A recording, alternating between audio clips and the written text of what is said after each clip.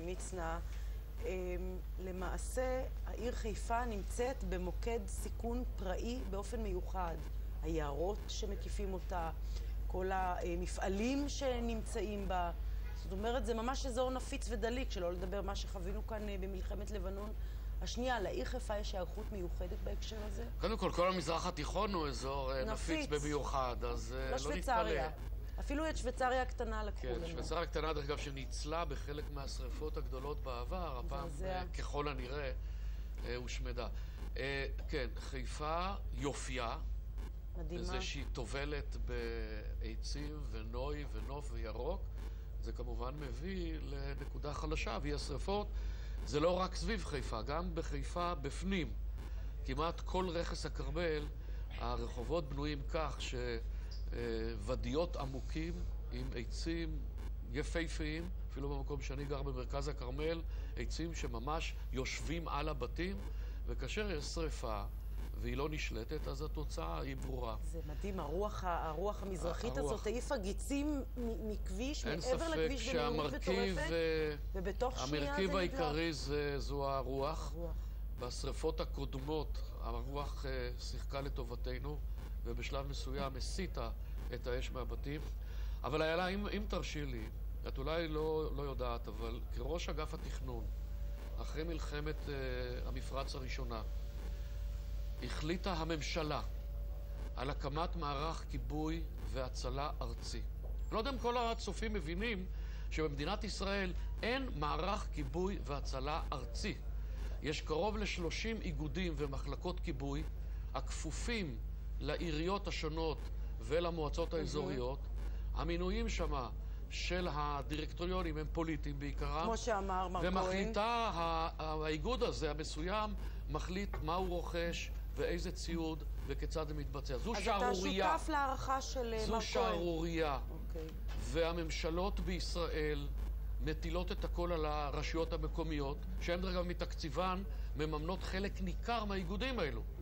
מממנות חלק ניכר מהאיגודים, לא מקצים את התקציבים הדרושים. שמעתי היום שהאוצר הקצה לא מזמן איזה 120 מיליון שקל לקניית ציוד.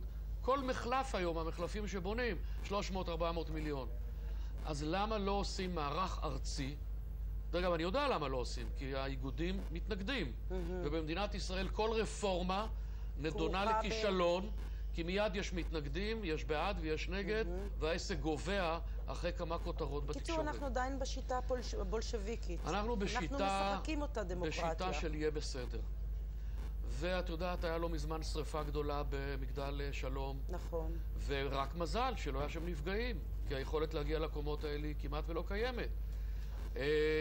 וכל מיני דברים כאלה קורים. כל מיני דברים שכל חומרי המעכבי בעירה בוזבזו, ונותרנו מרוקנים. והטרגדיה של האוטובוס עם ההרוגים, וכמובן ניצב משנה אהובה, שכולם אוהבים אותה פה בחיפה, גם כן הסיט את כל תשומת הלב, ויצר בעצם את הטרגדיה ואת האסון הגדול.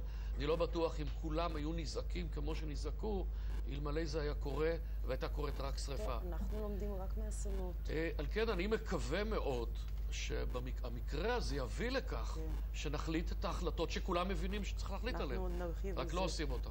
אנחנו עוד נדבר על כך, רבותיי, ודיברת על האסונות, אז כמובן את המחיר הכבד ביותר שילמו מי שנספו באסון הזה ובני משפחותיהם, כתבנו ויקו אטואן, מוניב פארס וסיגל סיריוס. הנה.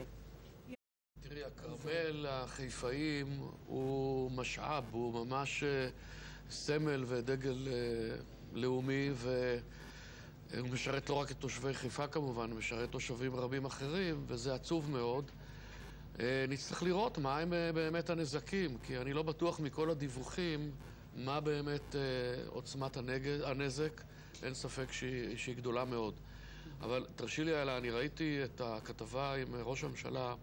נדמה לי שצריך להגיד מילה טובה על התפקוד של ראש הממשלה, שכנראה הבין ברגישות שלו שאין פה מבנה היררכי של פיקוד וניהול שכולם מבינים אותו.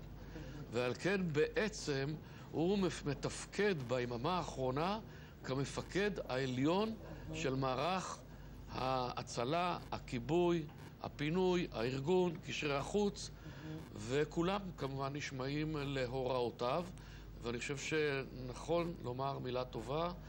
זה בדיוק מה שחסר במערך ארצי, שיש לו מערכת ארגונית, פיקודית, אחת, שרוכשת ציוד, מפעילה ציוד, מפעילה יחידות מיוחדות, משולבת עם המשטרה ועם מד"א, וזה מה שצריך לעשות. הכרמל, לצערי הרב, ספג כבר הרבה. הוא סופג עכשיו מכה קשה, היא לא אנושה. הטבע יודע להתגבר, אבל עצים בגודל הזה, עם הסבך הזה, זה שנים ארוכות מאוד. אני מסכים לחלוטין עם הערכה של